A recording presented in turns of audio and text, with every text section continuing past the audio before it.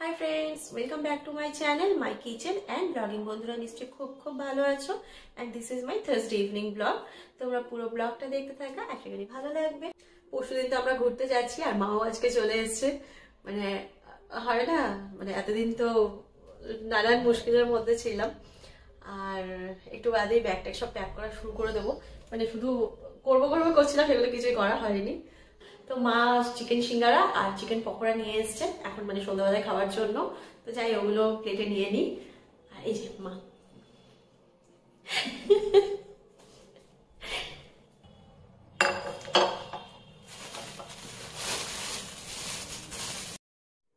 দুটো সিঙ্গারা এনেছে আর দুটো পকোড়া আর একটুখানি সস নিয়ে নেবো, সঙ্গে পেঁয়াজ দিয়ে দিয়েছে।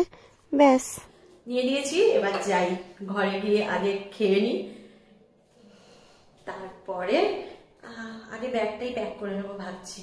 আসো আসো যাচ্ছি।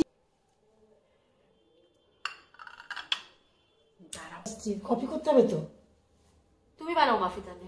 হ্যাঁ, কফি করলে ভালো লাগবে খেতে। চা করো না আবার, তা বলে চা কেন করতে যাবো? বলুন তো কফি তো কি করবে? আগে খাবে না আগে কফি করবে? তো খেয়ে নে আগে, তবে কফি করছি। ঠিক আছে। এটা কি চিকেন শিকার? আর এটা চিকেন পকোড়া। আগে সিঙ্গারাটা খাও। নাও বসো। বসছি তো। আজকে আমার খুব আনন্দ। নাও।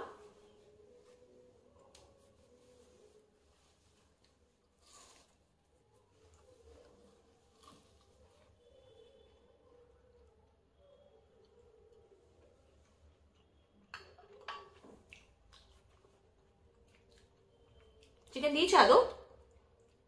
দেখি খুলে। কাছ থেকে তো নিয়েছিলাম আগের বার। এই দিয়েছে মেখে দিয়েছে চিকেনটা, ভালো লাগছে। খারাপ না। তো হ্যাঁ, আমরা খেয়ে নিই। খেয়ে আজ কিন্তু তোমাদের সঙ্গে আমি বিরিয়ানির রেসিপি শেয়ার করবো। এতদিন ওইসব খেয়ে পেটে চড়া পড়ে গেছে। মা চলে এসছে, আজকে বিরিয়ানির রেসিপি শেয়ার করবো তোমাদের সঙ্গে। মানে বিরিয়ানি হবে ঘরে। তো চলো, তোমরা কিন্তু দেখতে থাকো। সিঙ্গারা খাওয়া দাওয়া হয়ে গেল আর এবার কফি নিয়ে চলে এসেছি। এত মজা হচ্ছে বলে সুপার এক্সাইটেড। মানে পাহাড় যাচ্ছি, পাহাড় আমার এত পছন্দের। আর তার মধ্যে যদি সেটা আবার স্নোফল হয়, আর যেখানে যাচ্ছি শুনছি নাকি সেখানে চূড়ান্ত স্নোফল হচ্ছে দফায় দফায়। কিন্তু ভয় হচ্ছে কতটা যেতে পারবো, মানে তারপর কি বলে রোড পারমিট পাবো কি না, মানে যাওয়ার পারমিশন পাবো না। যাই হোক, মানে পাহাড় যাচ্ছি এটাই আমার সবচেয়ে মজা। আর হোয়াইট পাহাড় হলে আরো। আর এর পরের আমাদের প্ল্যান হচ্ছে সমুদ্র। পাহাড়টা বেশি ভালো লাগে, সমুদ্রও ভালো লাগে, তবে তার পরের প্ল্যান হচ্ছে আমাদের সমুদ্র। আর তারপরে মানে কবে যাবো এখন থেকে আমাদের সব প্ল্যান বলে দিচ্ছি। তারপর পরের প্ল্যান হচ্ছে আমাদের ডেজার্ট এরিয়া। মানে দুবাই যাচ্ছি না কিন্তু, তা বলে কোথায় যাচ্ছি এখানেই যাবো, রাজস্থান জয়সলমের ইচ্ছে আছে, মানে এরকম একটা কিছু। এবারে কিচেনে যাই আর তোমাদের সঙ্গে বিরিয়ানির রেসিপি শেয়ার করবো বলেছি, আর বিরিয়ানি বানাবো। তোমরা কিন্তু পুরো ভিডিওটা দেখতে থাকো। বিরিয়ানি বানানোর জন্য দুটো বড় সাইজের পেঁয়াজকে লম্বা লম্বা করে কুচিয়ে নিয়েছি, 18 থেকে 19 কোয়া রসুন নিয়েছি আর 2.5 ইঞ্চ আদাকে কুচিয়ে নিয়েছি। চিকেনটা আগে থেকে ভালো করে ধুয়ে নিয়েছিলাম। এবার ম্যারিনেটের জন্য সর্ষের তেল দিয়ে দিলাম আর এবারে দিয়ে দিচ্ছি লবণ স্বাদ মতো। তারপরে রসুনকে আমি বেটে নিয়েছি আর আদা আর কাঁচা লঙ্কাকেও আমি বেটে নিয়েছি, মানে পেস্ট করে নিয়েছি। তারপর পরিমাণ মতো একটু চিনি আর বিরিয়ানি মশলা দিয়ে ভালো করে কিন্তু মাংসটাকে আমি ম্যারিনেট করে নিচ্ছি। চিকেনটা ভালো মতো ম্যারিনেট করা হয়ে গেলে 45 মিনিটের জন্য ঢাকা দিয়ে রেখে দিতে হবে। আর এই সময় আমি একটা পাত্রে জল গরম করে তাতে আলুগুলোকে সেদ্ধ হতে দেবো। 3টে আস্ত আলু সেদ্ধ হতে দিলাম 15 মিনিটের জন্য। আমার এখানে 15 মিনিট হয়ে গেছে আর দেখো আলুগুলো বেশ সুন্দর সেদ্ধ হয়ে গেছে। এবারে আমি আলুগুলোকে জল থেকে তুলে নেব আর এই সময়ে আমি আর একটা পাত্রে জল গরম হতে দেব। জল গরম হলে তাতে তেজপাতা, দারচিনি, এলাচ, লবঙ্গ, সামরিচ দিয়ে একটু নাড়াচাড়া করে নেব। আর তারপরে দিয়ে দেব সাজিরে। সাজিরেটা দিয়েও ভালো মতো জলের সঙ্গে মিশিয়ে দেব।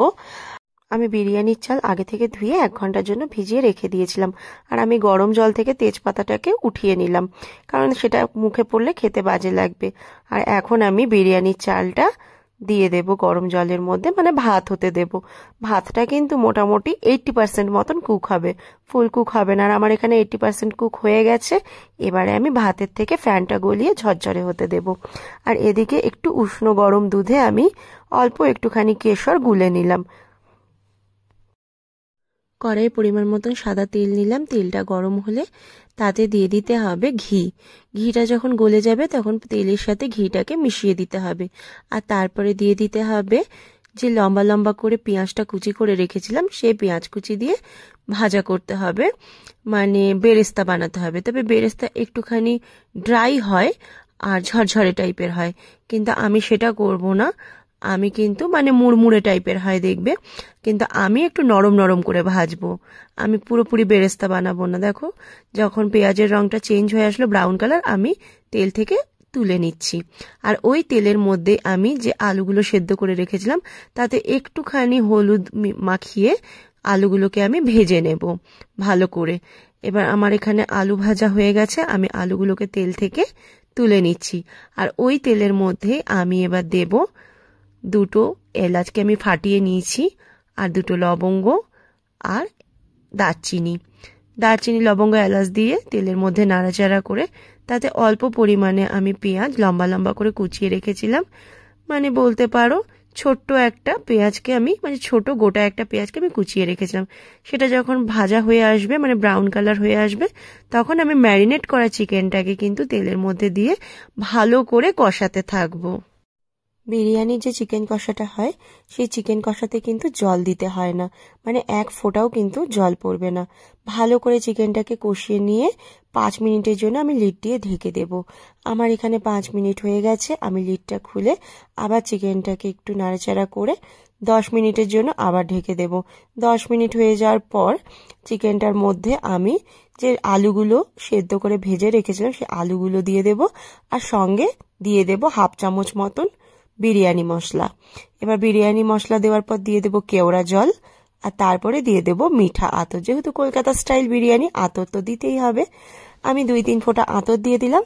তারপরে চিকেনটার সঙ্গে ভালো করে কিন্তু সমস্ত কিছু মিক্সড করে দেব, আর তারপরে আমি আলুগুলোকে চিকেনটা থেকে তুলে নেব। এবারে চিকেন কষার মধ্যে আগে থেকে যে ভাতটা আমি করে রেখেছিলাম বিরিয়ানির জন্য, সেই ভাতটা দিয়ে দেব। আর লেয়ারে লেয়ারে দিতে হবে। প্রথমে একটা লেয়ার দিলাম, নিচে চিকেনটা থাকলো, আর ওপরে 1 লেয়ার ভাত দিলাম। তারপরে দুধের মধ্যে কেশর দিয়ে যে ভিজিয়ে রেখেছিলাম সেই কেশর গোলা দুধ আর একটু গুঁড়ো দুধ দিয়ে দেবো। বিরিয়ানিতে আসলে খোয়া ক্ষীর দিতে হয়, কিন্তু আমি গুঁড়ো দুধ দিচ্ছি।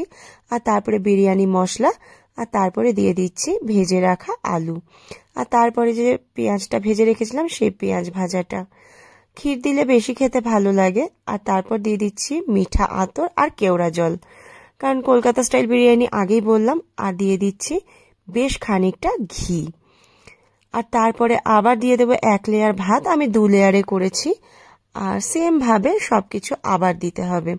ভাত দিয়ে দিলাম। এবার ভাতের পর দিয়ে দেব পরিমাণ মতন নুন, কারণ নুন কিন্তু আমি আগের লেয়ারটায় দিইনি, তাই এই লেয়ারে দিলাম।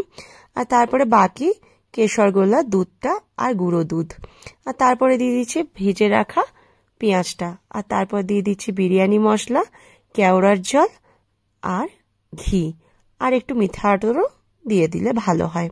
এরপরে একটা পাত্রের মধ্যে জল দিতে হবে। জলটা গরম হলে বিরিয়ানির পাত্রটা দিয়ে দিতে হবে, মানে বিরিয়ানিটা দমে থাকবে 15 মিনিটের জন্য।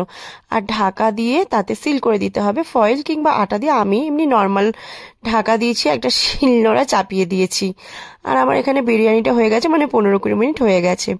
আর এরপরে আমি একটুখানি ঘরের টুকটাক কাজ করছি। ঘর বলতে কদিন বাদে তো যাচ্ছি, তো যে জামা কাপড়গুলো নিয়ে যাব সেই জামা কাপড়গুলো একটু টুকটাক আয়রন করে নিচ্ছি। এই জামাটা নতুনই, পুজোর সময় কিনেছিলাম, একদিনও পরিওনি, তো মনে হচ্ছে যেন একটু মুড়িয়ে গেছে। অনেকদিন আলমারিতে ছিল, একটু যেন মনে হচ্ছে মুড়িয়ে মুড়িয়ে গেছে।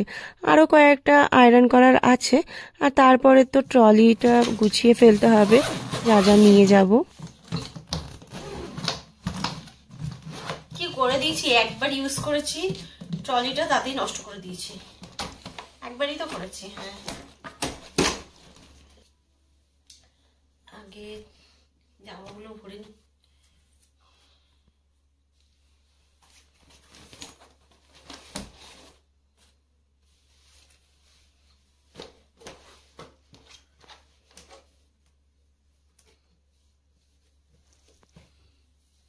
খুব বেশি জামা কাপড় নেবো তা না, আমি যেখানে যাই খুব বেশি জামা কাপড় নিই না। কে টানবে আবার? যাওয়ার সময় তো একদম টানাটুনি করে নিয়ে যাবো, আসার সময় যত রাজ্যে শরীর খারাপ, তখন আর মনে হয় না এত জামা কাপড় এনেছি কেন, তখন মনে হয় না ঘুরতে আসলেই ভালো হতো। ঘোরাটা শেষ হয়ে গেলেই মনে হয় আর না ঘুরতে আসলে ভালো হতো।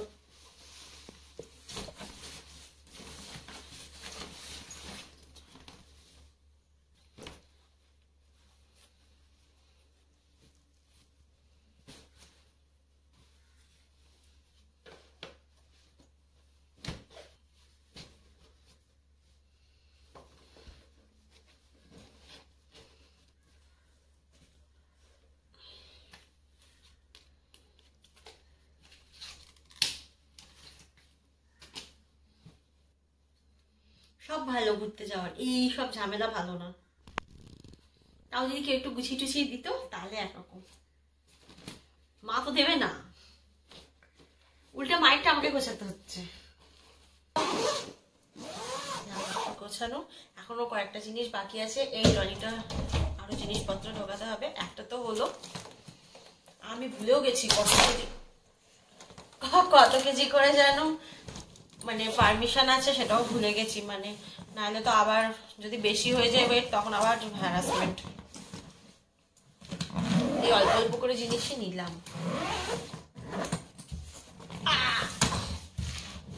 ওয়েটটা খুব বেশি হয়ে গেল।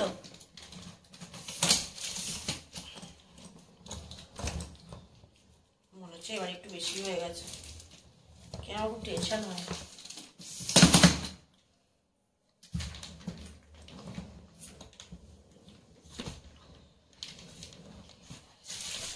না এটা এটা পরেই করবো, কারণ মোটামুটি সবই হয়ে গেছে। আর এটা পরে করলেও চলবে। আর আছে এই একটা পাফা আছে, ওটা কালকে ভরবো। হ্যাঁ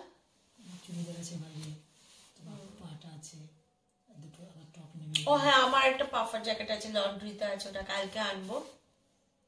ঠিক আছে ঠিক আছে, যাই এবার।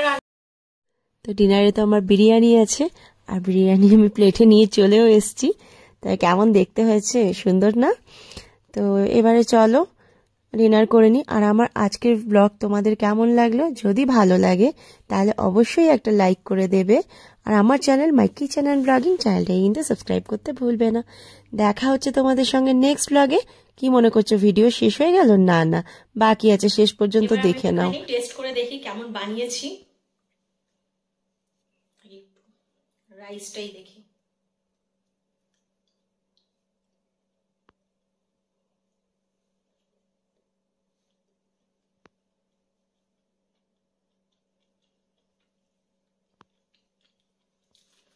সিরিয়াসলি খুব ভালো লাগছে খেতে। মা একটুখানি খেয়ে দেখবে কেমন লাগছে। মানে আমার মা ক্যামেরাটা করছে, আর মা খালি বলছে গন্ধতেই মনে হচ্ছে ভালো হয়েছে, গন্ধতেই মনে হচ্ছে ভালো হয়েছে।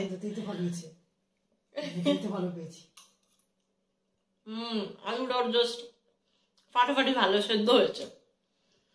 না এবারে কথা না বলে খেয়ে নি।